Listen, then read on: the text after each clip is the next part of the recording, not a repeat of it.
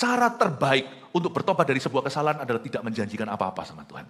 Cepat bangkit, jangan lakukan lagi. Dan biasanya orang yang melakukan kesalahan dan sudah lengket hatinya, dia sudah kadung atau terlanjur merasa kotor atau guilty alias bersalah. Biasanya dia akan berkata, sekali lagi juga gak ada bedanya, gak bisa berpikir gitu. Di Alkitab ini diajarkan, bukan seolah-olah aku telah menangkapnya, tapi aku harus mengejar Kristus. Jadi kalau kita salah dan kita jelas salah, gak usah pakai alasan, aku salah karena dia yang ajar, aku salah karena keadaan memaksa. Jangan, salah ya salah, hadapi dengan kesatria, hadapi dengan gentleman di depan Tuhan. I was wrong. Titik. Forgive me. Dan Tuhan itu dengan senang hati mengampunimu. Masa Tuhan gak tahu sih mati di kayu salib itu? Masa Tuhan ampuni hanya 5 tahun hidupmu? Tuhan mati di kayu salib itu mengampunimu seumur hidupmu. Jangan give up. Kalau kita salah, kita datang ke Tuhan ngomong apa adanya. Tuhan tuh ampuni 1 Yohanes pasal 1. Dan pasal 2 dikatakan, aku berkata gini anakku, kata Yohanes, supaya kamu jangan berdosa. Tapi jikalau ada yang berdosa, ketahuilah kamu punya perantara, yaitu Yesus Kristus. 1 Yohanes pasal 1 dikatakan begini. Dan kalau kamu mengaku dirimu tidak berdosa, kamu berdusta. Dan menjadikan Allah pendusta. Tetapi kalau kamu mengakui dosamu, Allah itu setia dan adil. Dia akan mengampunimu dari segala kesalahanmu dan menyucikanmu dari segala dosamu. Tuhan itu baik. Jadi saya yakin waktu di Kalvari itu Tuhan mati bukan untuk tahun pertama hidup kita. Waktu bayi rohani kita dimanja, ditimang-timang, setelah itu Tuhan itu strict sama kita. No, Tuhan tahu produk apa yang dia beli. Tuhan tahu waktu Tuhan dapat kita ini produk yang masih bisa kembali rusak.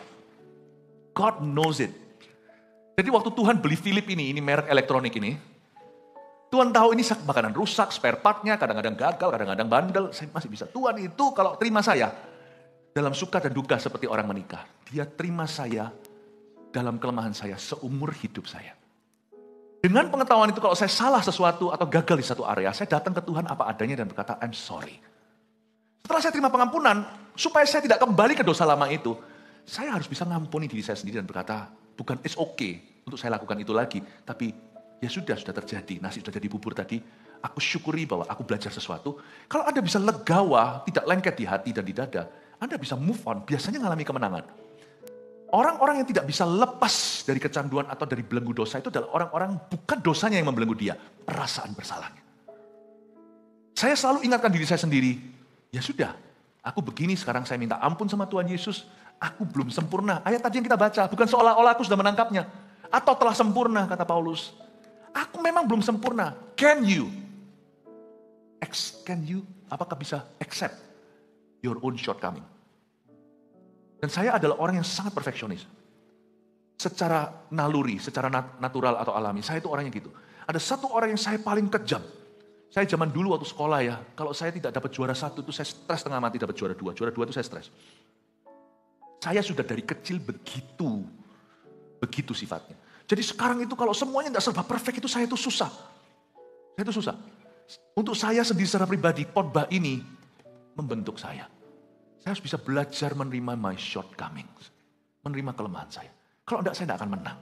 Bapak, Ibu, Saudara, bisakah Anda datang ke tahta kalau Anda salah di depan Tuhan? I'm sorry God. Please forgive me.